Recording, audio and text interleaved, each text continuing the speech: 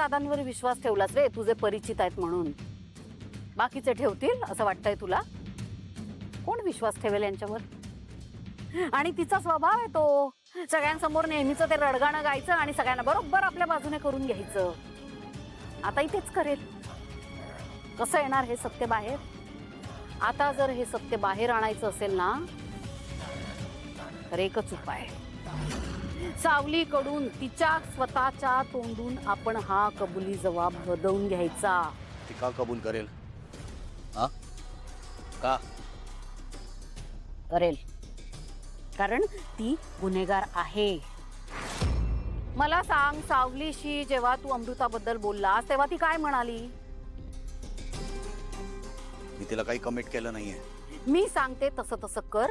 आपण तिच्याकडनं तो कबुली जबाब कसा पोपटासारखा वदवून घेऊ बघ.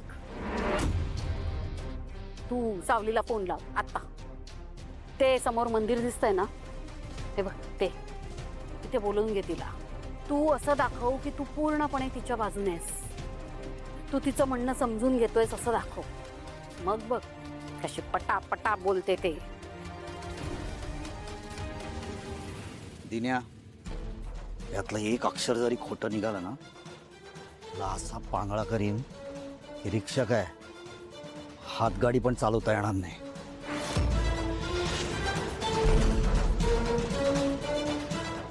सावली, मला जरा राम मंदिराच्या इकडे भेटायला आहे. लवकर.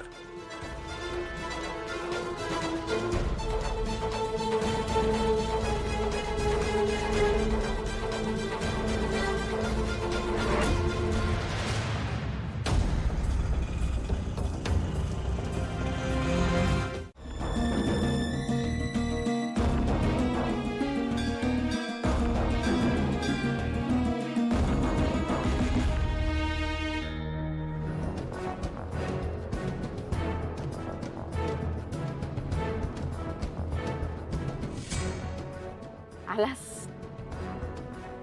अरे राजकुमार, थांब तरी, बोल तरी आमच्याशी. काय बोलू? हा, ते सांगितलं ना, पोपटासारखी कबूल करेल ती. सावली काय म्हणाली माहितीये का? अमृता वहिनीला या भ्रमाच्या जगातनं बाहेर काढायला हवं. तिचा संबंध त्या बाहुलीपासून तोडायला हवा. असं नाही ना केलं तर पुढे जाऊन खूप त्रास होईल. सावलीला अमृताविषयी खूप काळजी वाटते. भैरवी, कळतंय का तुला? पुन्हा जर असं काय बोललीस ना. आओ, अशीच आहे ती दादा. हा, सगळ्यांशी अशीच गोड गोड वागते. आओ, तोंडात ना अशी साखर ठेवून असते आणि मग अशी गंडवते, माहितीये का? हे बघ राजकुमार, आता काय होणार या पुढे? सावली घरी जाईल, सारंगला, तिलोत्तमाला गोड गोड गोड गोड बोलून बरोबर ती त्यांना तिच्या बाजूने करून घेईल. तिला अमृताबद्दल जे काय झालंय ते झाल्याचं तिला किती दुःख झालंय हे दाखवण्याचा प्रयत्न करेल आणि हे सत्य असंच कायमचं दबून जाईल. कधीच कुणाला कळणार नाही की प्रत्यक्षात काय झालं होतं ते. कधीच कळणार नाही.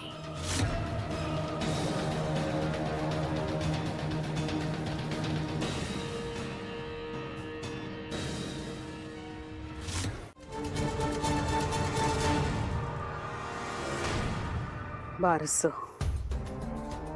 कसं करायचं? बारसं आता तर हद्द झाली. मला सहन होत नाहीये हे सगळं. अमृताचं म्हणणं आहे उद्याच्या उद्या करायचंय बारसं. कसं करायचं?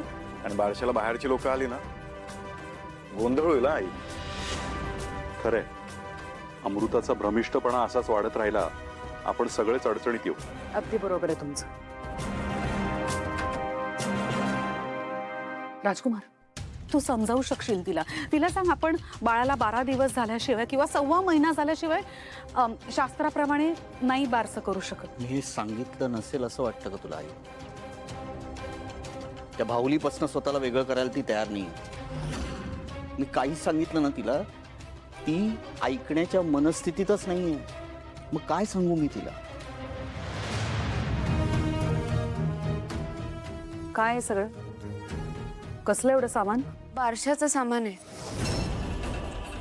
बहिणींच्या बाळाचं बारसं आहे ना उद्या. त्यामुळे मी आणि बबलू दादा मार्केटला गेलेलो सामान आणायला. सावली काय करतेस हे? अगं वहिनीने का बारशाचा विषय काढला, तू तयारीला पण लागलीस. जरा तरी विचार कर. वहिनीनेच सांगितलंय मला तयारी करायला आणि त्या मागेच लागल्या. मग कसं टाळणार होतो आपण त्यांना?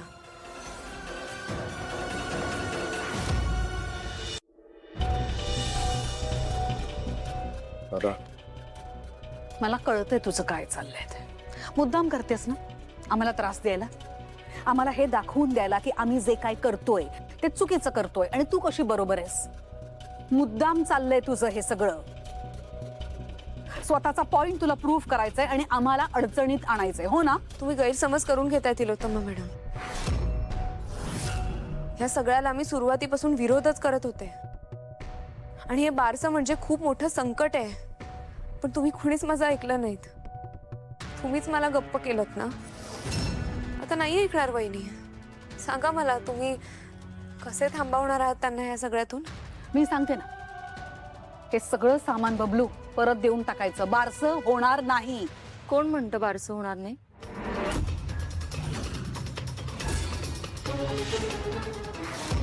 माझ्या छकुलीला उद्या नवीन नाव मिळणार आहे. खलं खुलं नाव मिळणार आहे, हो की नाही छकुली? किती दिवस फक्त छकुली छकुली छकुली म्हणायचं तुला. तुम्हाला माहितीये मी सगळ्या माझ्या मैत्रिणींना निमंत्रण सुद्धा दिलंय. सगळे येणार आहेत म्हणाल्या.